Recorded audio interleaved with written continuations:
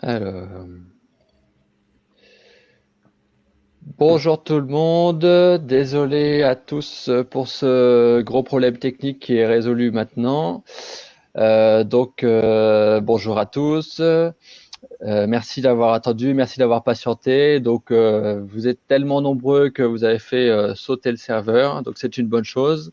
On vous en remercie et on vous en veut un petit peu, mais on est content en tout cas que vous soyez tous là. Donc, euh, donc moi, on va se présenter chacun rapidement, histoire de présenter le webinaire.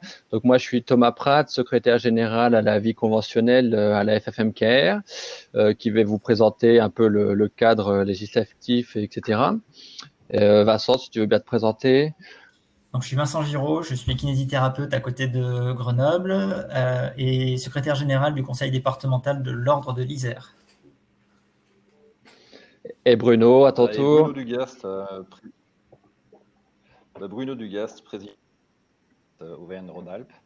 Voilà, donc moi je vais vous présenter les solutions techniques sécurisées qu'il faudra mettre en œuvre dans le cadre du télésoin. Très bien, merci. Donc, il y a un chat sur le côté si vous voulez poser des questions, n'hésitez pas. Il y a Emmanuel Prugnot qui est en backstage qui se chargera de nous faire remonter les questions et de nous les poser ensuite. Et donc, je vais demander à Vincent de commencer, de présenter le télésoin, la pratique du télésoin, et ensuite, on vous présentera la suite. Vas-y, Vincent. Ok. Alors, normalement, c'est parti. Faut que je valide. Voilà. Bien. Alors, je suis parti du principe que la plupart des gens étaient novices par rapport aux télésoins, et donc je vais essayer de vous présenter un petit peu en quoi ça consiste et d'où ça vient. Je précise que j'ai aucun conflit d'intérêt avec cette présentation, c'est quelque chose d'important. Et donc, on va pouvoir commencer. En termes d'expérience du télésoin, ça fait maintenant 6 mois que je réalise des télésoins de manière occasionnelle, suite à des sollicitations sur les réseaux sociaux, par exemple. Et du coup, c'est une dynamique qu'on a essayé de mettre en œuvre au sein du cabinet, c'est-à-dire de se préparer au moment où le télésoin allait devenir effectif. Ça fait à peu près 2 ans qu'il est question de téléconsultation pour les médecins, de télésoins pour les kinés. On attend toujours les textes. Donc, on se préparait. Et ce qui fait que lorsque on en est arrivé à fermer le cabinet le 16 mars, c'est tout naturellement qu'on a pu proposer à nos patients de poursuivre leur rééducation par du télésoin. Le télésoin, en fait, on a l'impression que c'est un petit peu nouveau, mais finalement, ça existe depuis assez longtemps. Par exemple, aujourd'hui, quand il vous arrive un problème, vous composez le 15, vous êtes en relation avec un médecin à distance, vous bénéficiez d'une téléconsultation de médecine. Ça a été exploité ensuite pour faire un suivi de pathologie chronique et puis plus récemment dans le suivi des post-opératoires, notamment pour les fractures de hanche et la pose de prothèses.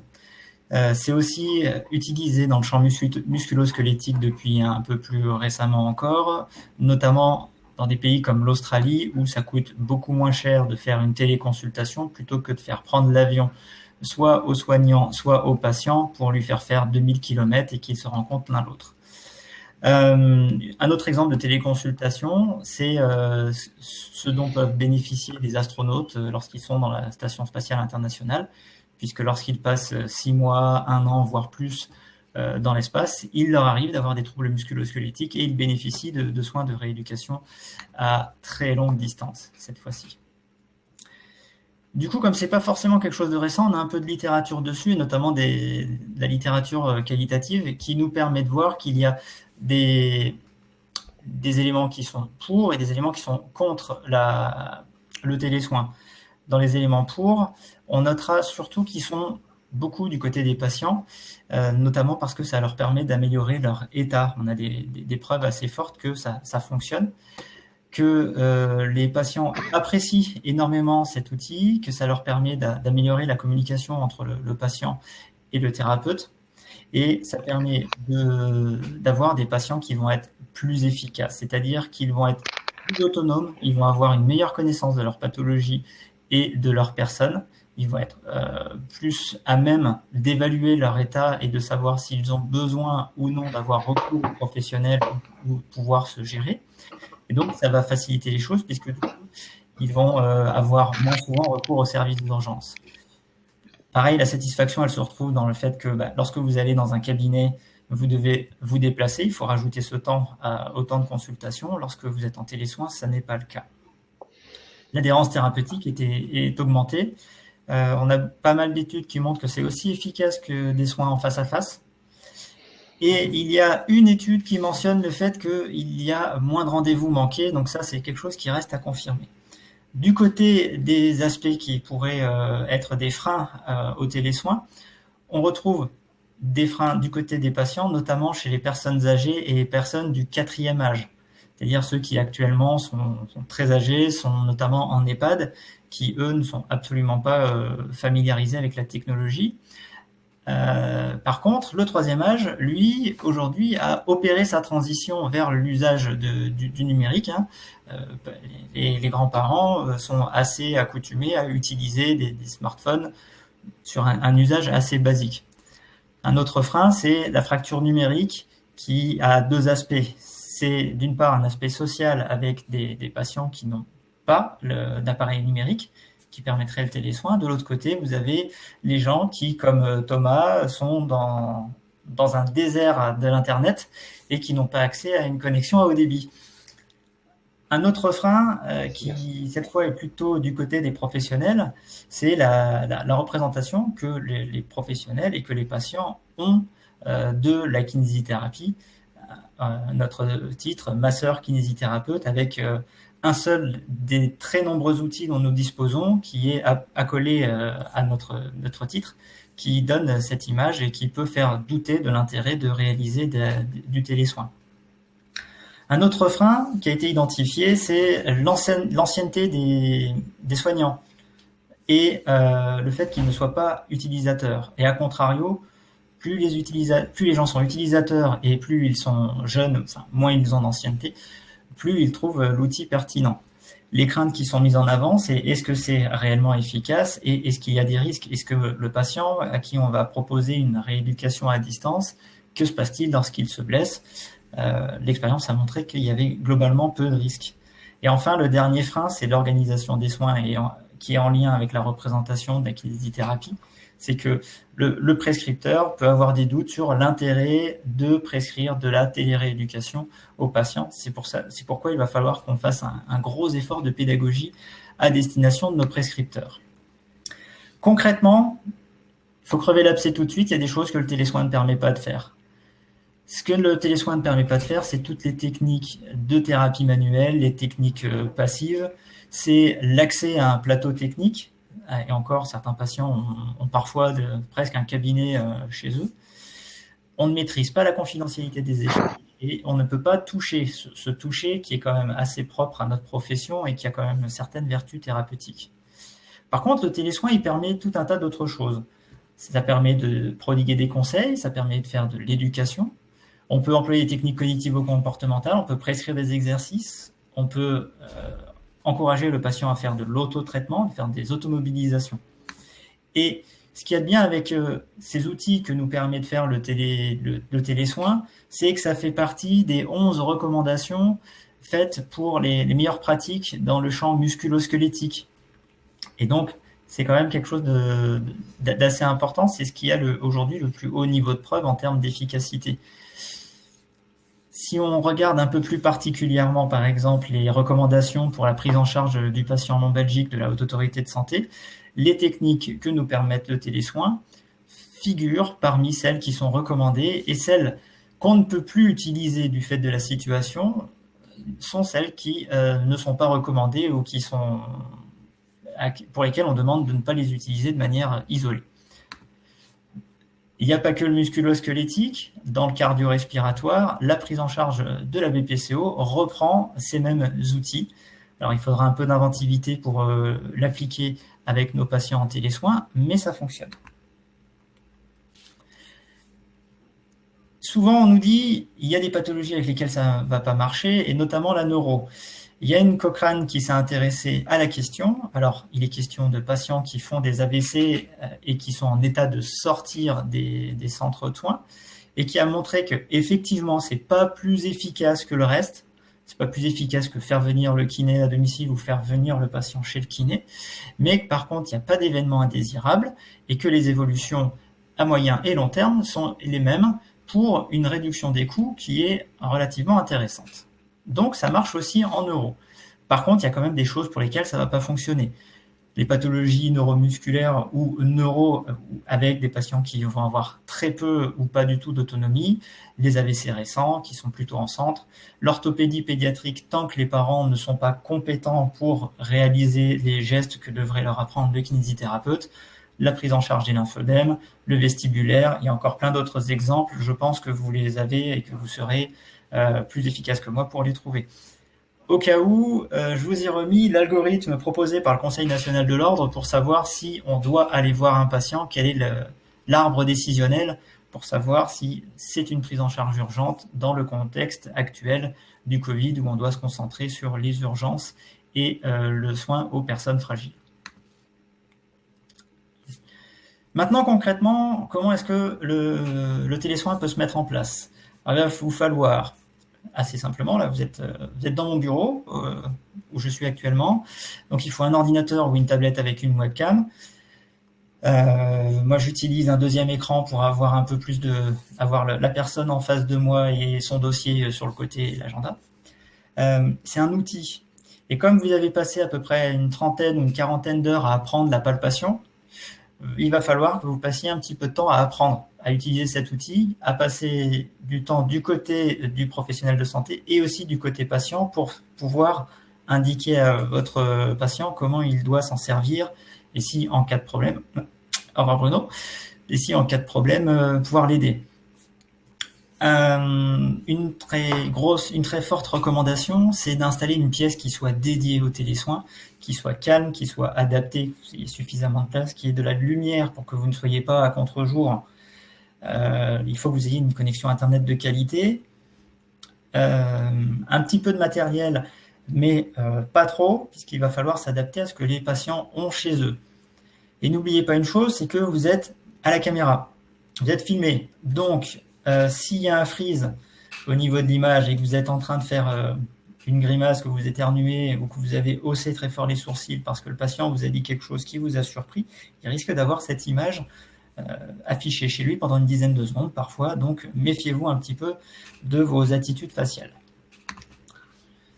Comment est-ce que ça se met en place maintenant avec le patient? Une fois que vous êtes prêt, il va falloir informer le patient. Donc la prise de contact, elle se fait par téléphone ou par mail. C'est important de lui expliquer ce à quoi il doit s'attendre, histoire qu'il ne vous claque pas la porte en milieu de consultation en disant que ce n'est pas du tout ce à quoi il s'attendait. Donner des recommandations techniques, que l'ordinateur soit branché ou que la batterie soit chargée, pareil pour le téléphone, qu'il vérifie sa connexion Internet, qu'il s'assure qu'il est dans la pièce qui capte le mieux, qu'il prévoit un petit peu de matériel si vous en avez besoin, aussi qu'il prévoit d'être en consultation, c'est-à-dire qu'il prévoit qu'il est disponible pour vous, il n'a pas un enfant sur les genoux pendant qu'il est en train de préparer à manger, il faut qu'il soit apte à participer à la consultation. Pareil pour vous, il faut fermer tout ce qui va vous apporter de notifications et vous détourner l'attention de ce que vous êtes en train de faire. Vous pouvez aussi envoyer des ressources préliminaires, un questionnaire à remplir, un body chart à faire. Et chose très importante, l'informer sur les modalités de paiement. Alors actuellement, moi je fais ça bénévolement, mais bientôt, on pourra informer les gens sur comment faire, puisqu'on ne pourra pas non plus faire de tiers payants. Ça va être un petit peu compliqué, mais là c'est pas ma partie. Comment ça se passe une fois que c'est lancé? Vous arrivez, le patient lui arrive dans ce qu'on appelle une salle d'attente, et vous avez un plan qui vous affiche les téléconsultations du jour, celle dans laquelle vous êtes et la suivante. Une fois qu'on passe là-dedans, c'est comme n'importe quel outil de visioconférence, comme Skype. Vous vous trouvez par exemple comme à gauche avec un entretien ou à droite à faire une séance de gym dirigée. Vous voyez le patient réaliser des exercices, vous pouvez le faire avec lui, vous pouvez le corriger. Moyennant bien sûr la qualité de la connexion, des fois on voit le patient qui ne bouge pas pendant 15 secondes. Et puis, on le voit après, il regarde fixement l'image en disant « qu'est-ce qu'il est en train de faire ?» Ça fait partie des aléas. Ce soir est là pour illustrer cet aspect. Après, il y a plein d'outils. On peut faire plein de choses. on peut montrer, par exemple, en haut, vous voyez, là, je faisais une démonstration d'un bandage pour posturer une métacarpophalangienne. On peut mesurer des angles, on fait des impressions d'écran. Après, il y a tout un tas d'outils, de logiciels qui vont vous permettre de mesurer ces angles. On peut mesurer en actif, on peut mesurer en passif. Alors, tout dépend bien sûr de l'articulation. Il y en a certaines pour lesquelles ce sera plus facile que d'autres. Vous trouverez plein de ressources sur YouTube, sur d'autres plateformes de vidéos. Il y a des applications de prescription d'exercices qui actuellement, il y en a beaucoup qui sont gratuites. C'est l'occasion de les tester pour pas cher. Il reste toujours la possibilité de faire la bonne vieille feuille d'exo avec photo qu'on envoie aux patients, qu'on fait sur nous avec l'aide d'un complice ou qu'on a fait déjà auparavant. Le patient n'a pas de poids. Aujourd'hui, vous trouvez plus de paquets de farine dans les supermarchés, donc ils sont probablement chez eux. Donc, ils peuvent utiliser un paquet de farine, un pack d'eau, une bouteille d'eau, le mobilier. Éviter le chat, c'est dangereux, ça fait des infections. Ils ont des élastiques, ils ont des ceintures, ils ont des serviettes. Ils ont probablement des gens qui peuvent aussi les aider. Donc, tout ça, c'est des ressources que vous pouvez mobiliser pour faire ce télésoin. Le télésoin, c'est pas seulement une problématique réservée aux kinésithérapeutes libéraux. On a des confrères qui travaillent dans des CAMS, par exemple. Je cite l'exemple ici du CAMS Ton Pouce à Saint-Quentin, qui, du jour au lendemain, n'ont pu recevoir leurs pensionnaires dans le centre et qui ont dû organiser la prise en charge à domicile. Ils ont construit un site en 10 jours avec tout un tas de ressources pédagogiques pour les parents, pour les aider à mettre en place la prise en charge chez eux, à, entre guillemets, prendre la place du thérapeute. Ils ont des consultations vidéo pour mettre en place les exercices. Il y a un contrôle vidéo qui est fait. Les parents sont super contents, ils sont très impliqués, très demandeurs, et c'est une initiative qui est super. Il y a plein d'autres initiatives comme ça qui sont en train de naître un peu partout dans le territoire. Donc les salariés aussi sont impliqués dans cette problématique, et ça c'est super. Cas particulier de la période actuelle, c'est que, si je me trompe pas, et Thomas pourra me corriger, on va être amené à réaliser des bilans des premières consultations pendant la période de Covid. Exactement. Là-dessus, ok, merci. J'attire votre attention sur plusieurs choses. La première, c'est qu'on commence à avoir des retards de prise en charge. C'est-à-dire qu'actuellement, il y a des patients qui se présentent à l'hôpital alors qu'ils ont fait un AVC il y a 3 jours. Un chirurgien hier disait qu'il commence à voir des gens qui viennent alors qu'ils se sont fait une fracture 15 jours auparavant. Donc on va avoir des trucs un petit peu pas terribles. Du coup, je vous encourage vivement à systématiser la recherche de red flags, même si normalement il y a un médecin généraliste qui est passé devant vous. Actuellement, ils sont concentrés sur tous les signes de Covid. Il n'est pas impossible qu'ils ratent un bête signe qui soit un drapeau rouge. Je vais prendre pour exemple une sollicitation qu'on a eue au Conseil de l'Ordre, un monsieur qui nous dit « Ma femme est à 37 semaines d'aménorrhée. Elle a prise de vives douleurs dans le bas du dos. Il n'y a aucun kiné, aucun ostéo qui est disponible. En fait, sa femme, elle est en train d'accoucher. » C'est un exemple un peu drôle, mais ça fait partie des choses que actuellement, il est possible que ça passe au travers du filtre, et nous, on est là en deuxième ligne. Donc, il faut qu'on soit attentif. On est en deuxième ligne aussi pour les patients Covid. Donc, je vous engage à être très méfiant par rapport à tout un tas de signes qui pourraient évoquer un Covid. Et surtout si vous êtes avec des patients qui ont de multiples comorbidités, puisque ils font partie des sujets très hautement à risque. Dans le bilan, on va être embêté puisqu'on ne peut pas mettre les mains sur le patient, et on est obligé de mettre nos mains sur les patients pour avoir une idée beaucoup plus précise de l'origine de la pathologie. Nos tests nous servent à confirmer ou à infirmer notre diagnostic, mais on a de la chance puisque l'historique du patient, la façon dont sont survenues les douleurs, la façon dont se manifestent ces douleurs sont déjà des éléments qui sont très utiles pour essayer de poser un diagnostic ou poser une indication. Le deuxième outil qu'on peut utiliser, c'est la réponse du patient à nos exercices, au test clinique. Ça va être notre test clinique à nous, on lui propose un exercice, ça améliore ses douleurs, ça améliore son problème, on est plutôt dans le bon sens. Les tests cliniques, Certains sont adaptables. Alors vous pouvez reprendre les bouquins, regarder un petit peu lesquels vous pouvez modifier, lesquels vous pouvez faire par le patient et lesquels vous pouvez faire par les aidants. Ça fonctionne assez bien et ça peut vraiment nous aider. Du coup, je vais conclure là-dessus en disant qu'on est sur une période, certes, d'incertitude, mais il faut qu'on s'approprie cet outil. Et je vais laisser Bear Grylls, une grande citation de Bear Grylls qui dit qu'il faut improviser, il faut s'adapter et il faut surpasser les difficultés qui sont devant nous. Et je crois que c'est une des situations dans lesquelles on est actuellement. Je vous remercie de votre attention. Merci beaucoup, Vincent, pour ta présentation qui, moi, m'a paru très claire. J'espère que ça a été le cas pour vous aussi. Alors, j'ai quelques questions qui te sont dédiées. Est-ce qu'il faut absolument être au cabinet ou est-ce qu'on peut le faire depuis chez soi? On peut le faire de n'importe où, à partir du moment où vous avez une bonne connexion Internet. Très bien. Que se passe-t-il si le patient se blesse pendant la séance? Eh ben, c'est une bonne question. Certaines responsabilités civiles ont envoyé des mails pour dire qu'elles couvraient le télésoin. Et donc, logiquement, ça doit couvrir tous les événements indésirables qui se produisent pendant la prise en charge. Je reviens sur la question précédente qui disait qui demandait si on pouvait le faire n'importe où. Il y a une condition, il faut s'assurer que les échanges puissent être suffisamment confidentiels. Très bien, merci Vincent. Écoutez, je vous propose maintenant de passer à la partie de Bruno qui va nous parler un petit peu des D'état des caractéristiques. lieux, des Voilà. solutions techniques sécurisées qui existent et qui doivent être mises en œuvre. Alors Thomas, est-ce que tu peux faire partir le document, s'il te plaît? Tu as la main. Voilà, normalement, c'est bon.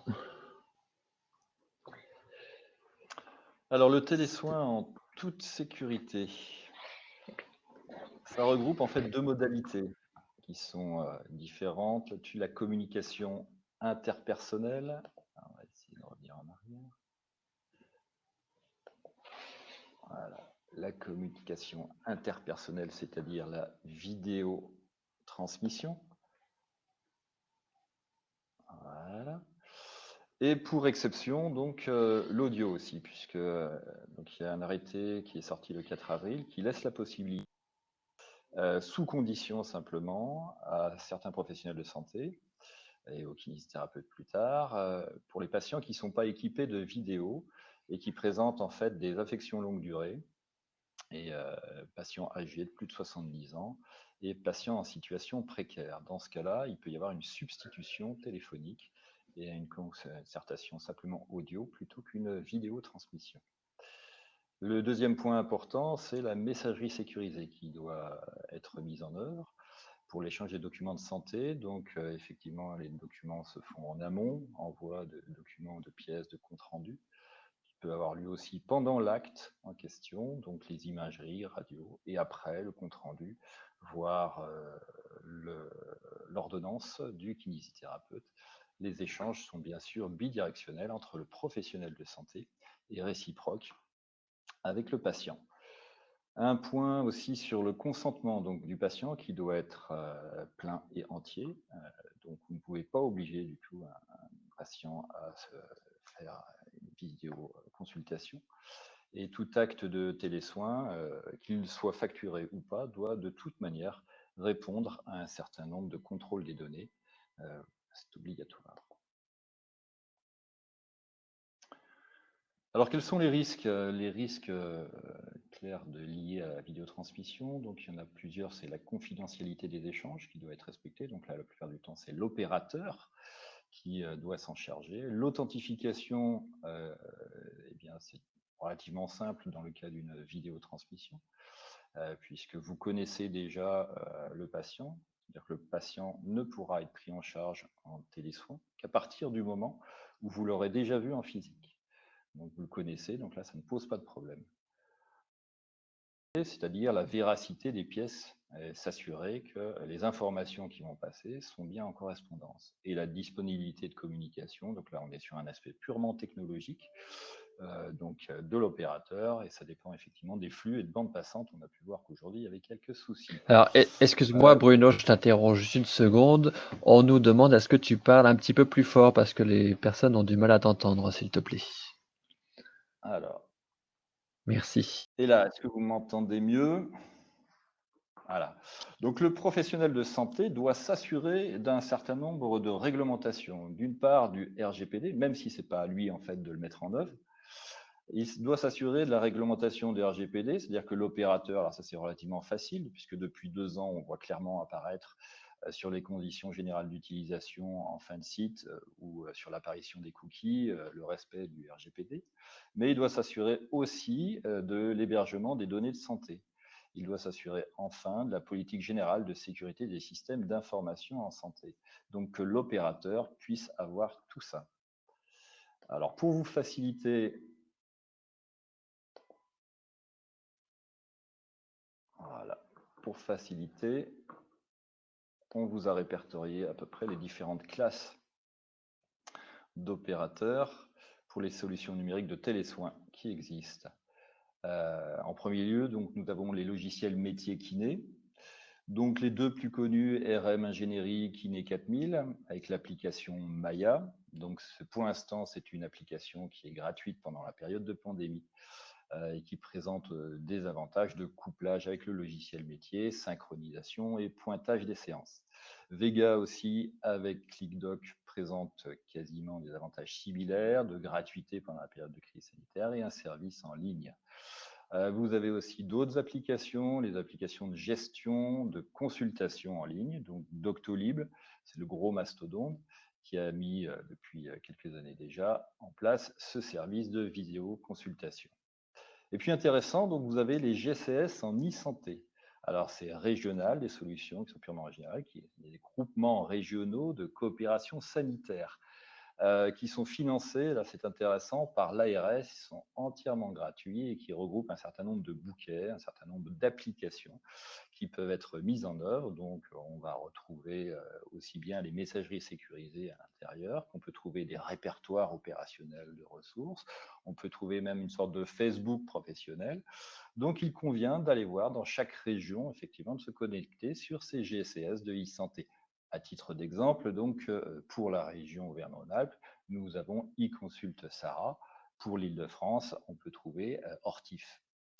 L'ensemble en fait des solutions numériques de téléconsultation, télésoins peuvent être trouvées sur le lien qui est en bas, e-santé.gouv actualité solutions de téléconsultation, et vous tomberez sur un registre d'à peu près une centaine d'opérateurs avec leurs différentes modalités qui sont classées sur les différents accès d'échange de documents, de facturation et de paiement.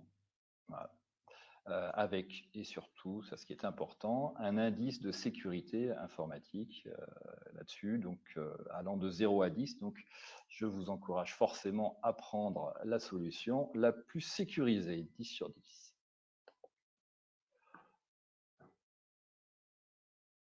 On avait parlé tout à l'heure du deuxième élément indispensable à toute téléconsultation pour faire passer en fait des documents, donc couplés à l'acte de télésoin, pour envoyer des imageries, des comptes rendus, votre feuille de route de kinésithérapie, votre BDK et éventuellement une ordonnance de kinésithérapie. Là, on a une obligation de sécurisation des documents aussi, encore plus importante, pour échanger par mail, effectivement, dans le pur respect de la vie privée des patients, mais aussi pour vous protéger également la responsabilité kiné dans le respect du secret médical. Alors maintenant, depuis à peu près 1 an, c'est obligatoire. Ça fait même 2 ans en fait qu'on a une obligation d'avoir une messagerie sécurisée. Avec une dérogation l'an dernier, mais pour pouvoir toucher en fait l'indemnisation, le forfait d'indemnisation et de modernisation, d'informatisation des cabinets, vous avez l'obligation d'avoir une MS Santé. Cette messagerie de sécurité de santé, comment la trouver, comment faire la différence et connaître le sérieux de la confidentialité qui peut exister avec ce label espace de confiance MS Santé. Donc vous avez le logo qui apparaît sur votre gauche.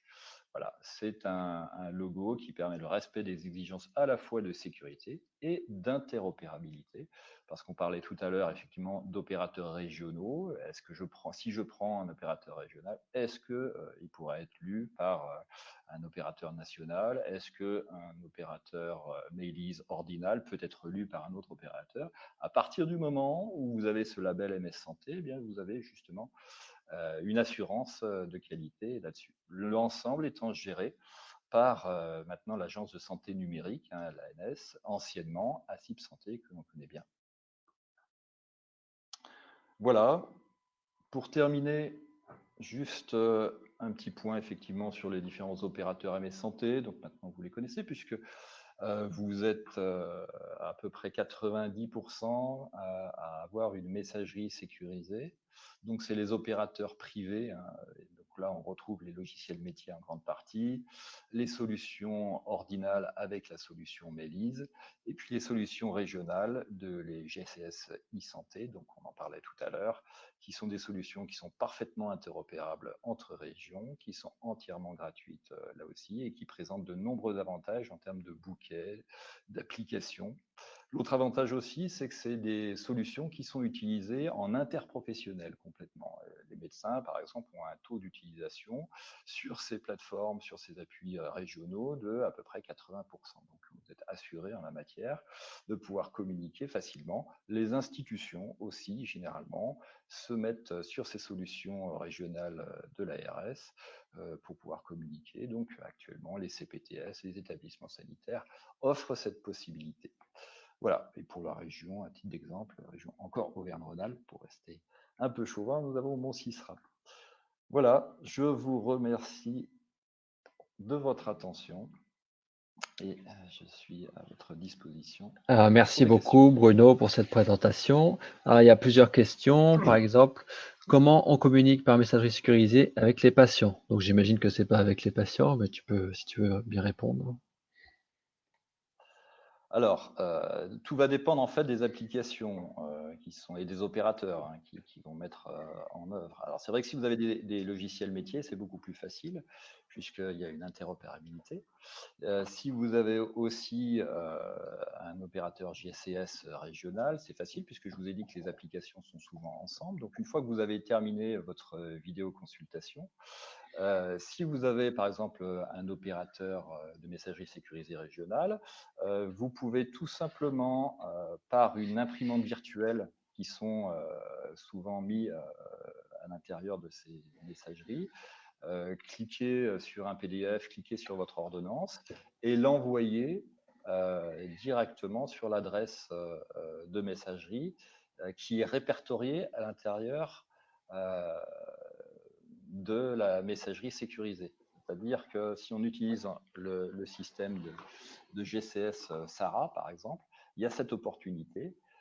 Lorsque vous allez taper et envoyer en fait un document au patient, vous allez tomber sur un annuaire automatique qui va recenser l'ensemble des patients qui sont sur la région en question.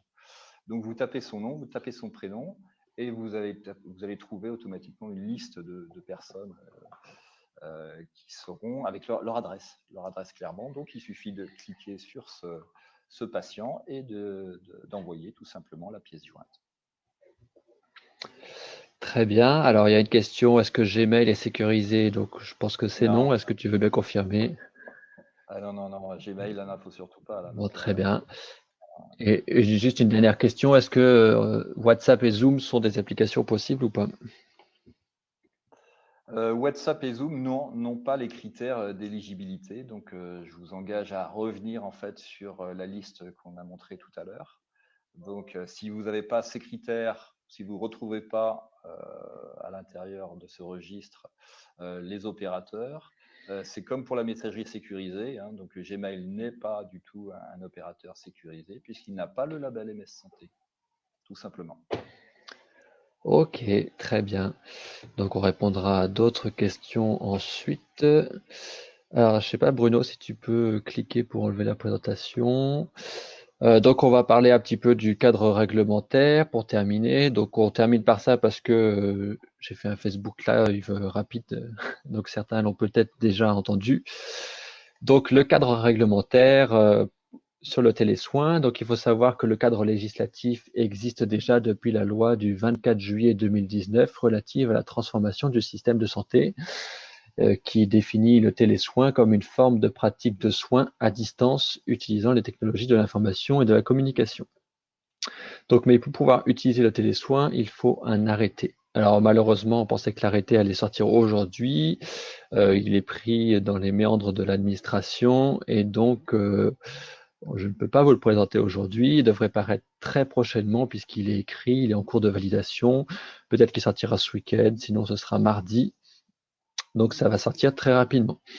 Par contre, on sait globalement son contenu. Donc ça devrait se rapprocher assez fortement de l'arrêté qui est sorti pour les orthophonistes. Et aussi, on peut s'inspirer de ce qui est sorti pour les infirmiers et les médecins. Donc dans ce décret, qu'est-ce que l'on va trouver? Donc tout ce qui est potentiellement réalisable en télésoin peut l'être sous la responsabilité du kiné, ce qui couvre un champ d'activité très large, un champ très large de l'activité. Alors, à l'exclusion des bilans diagnostiques kinésithérapiques. Donc, un peu comme les orthophonistes qui voient leur bilan pas possible en télésoin, a priori pour les kinés ce serait la même chose. Donc bien sûr, à vérifier lors de la sortie de l'arrêté. Donc les actes de télésoin sont réalisés par vidéotransmission. Donc peut-être qu'il y aura des dérogations pour uniquement le téléphone, mais a priori c'est vidéotransmission, donc il faudra bien une image. Ce dispositif sera limité strictement à la durée de l'épidémie. Donc voilà. Pour les mineurs de 18 ans, la présence d'un des parents majeur ou d'un majeur autorisé est nécessaire. Le télésoin des kinés doit être conditionné à la réalisation préalable d'un premier soin en présentiel avec le masseur kinésithérapeute. Cependant, de manière exceptionnelle et pour répondre à l'urgence de la prise en charge pendant cette période, certaines rééducations pourraient être débutées en l'absence de ce premier contact présentiel. Donc, encore une fois, c'est sous réserve de ce que va vraiment dire l'arrêté. On a travaillé dessus, donc on sait que grosso modo, ça devrait ressembler à ça. Bien sûr, dès qu'on aura cet arrêté, on vous le transmettra et on pourra corriger si ce que je vous dis actuellement n'est pas bon. Normalement, ça devrait l'être. Donc, c'est les négociations qui ont permis d'inclure la très grande majorité des actes qui sont contenus dans la NGAP. Au départ, il y avait quand même une partie qui était un peu exclue. Donc voilà. En ce qui concerne la facturation, donc c'est pareil, on est parti de loin, mais aujourd'hui, la cotation à appliquer sera la même qu'habituellement. Donc, par exemple, rééducation de la déambulation dans le cadre du maintien de l'autonomie de la personne âgée, AMK6. Donc voilà, donc ça c'était pour rigoler évidemment. Rééducation d'une tendinopathie de la coiffe des rotateurs, AMS 7,5. PTG, PTH, AMS 7,5. Rééducation neurologique pour la prise en charge d'une sclérose en plaques, AMK10. Hémiplégie, AMK9. Bref, vous connaissez la nomenclature par cœur. Et comme d'habitude, ce sera comme d'habitude la cotation. Il y aura forcément une subtilité au niveau du codage, puisque l'UNCAN veut absolument tracer l'acte de télésoin. Donc peut-être qu'il faudra coder AMS 6,5 plus AMS 1, ce qui donnera AMS 7,5. Donc le tarif de l'acte sera le même, la codification, il y aura probablement une subtilité qu'on ne connaît pas encore, mais que nous vous transmettrons bien sûr dès que nous la saurons.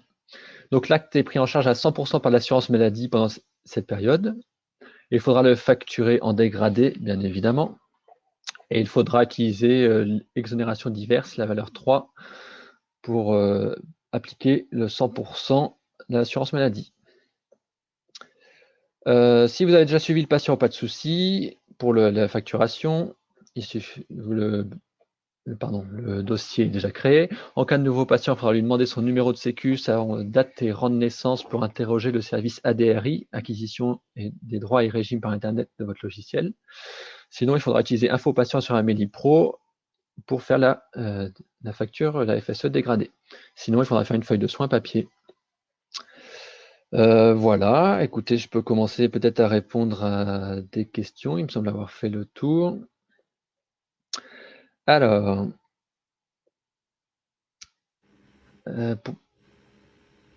quelle pathologie possible pour un télésoin? Eh bien, a priori, c'est à la discrétion du masseur kinésithérapeute. C'est-à-dire, si vous pensez que votre patient peut être suivi en télésoin, vous pouvez pratiquer le télésoin. C'est à vous de choisir.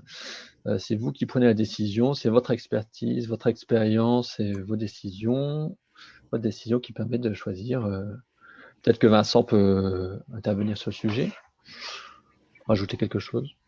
C'est absolument ça, sauf si vous estimez que vous devez absolument aller au domicile et que ça rentre dans le cadre des consignes qui ont été données par le Conseil national de l'ordre pour aller auprès des patients fragiles, donc qui risquent de s'aggraver s'ils n'ont pas de présence de réalisation de soins en présentiel, ou si c'est des soins urgents. Pour le reste, il est préférable de réaliser la téléconsultation actuellement. Faut-il une prescription spécifique? Donc non, il n'y aura pas besoin que ce soit précisé télésoin sur l'ordonnance. Il faut faire avec la prescription en cours ou alors une nouvelle prescription si c'est un nouveau patient. Mais il n'y aura pas besoin de prescription spécifique. Pour les patients n'ayant pas Internet, évidemment, le télésoin, c'est compliqué.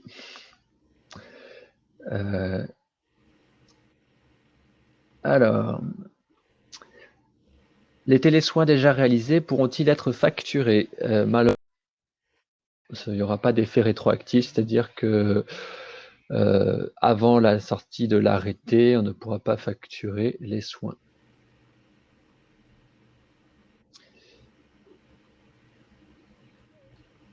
Les outils régionaux sont-ils accessibles uniquement pour les praticiens de la dite région? Bruno, je te laisse répondre.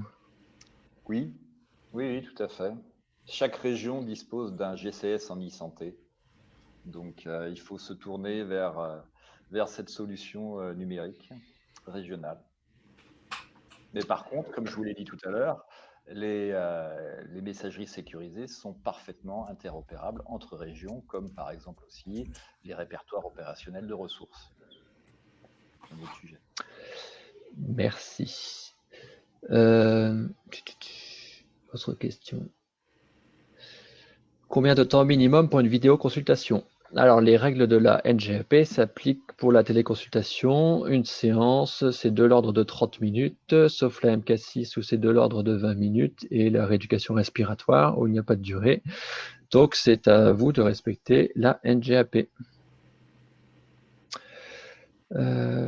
Question. Ordonnance médicale est-elle nécessaire? Bien sûr, nous sommes une profession prescrite. Nous n'avons pas encore l'accès direct ou que dans un protocole spécifique en Auvergne-Rhône-Alpes, justement. Donc, le jour où on aura l'accès direct, peut-être, mais pour le moment, non. Le télésoin sera-t-il remboursé après la période de confinement? Alors, j'ai eu cette question sur le Facebook Live. Le télésoin sera permis pendant la période épidémique. La période épidémique et la période de confinement sont probablement deux choses différentes. Donc, il est tout à fait possible que le télésoin perdure au-delà de la période du confinement, surtout qu'il est probable que le déconfinement soit progressif. Donc, pendant cette période de transition, il est très probable que le télésoin perdure.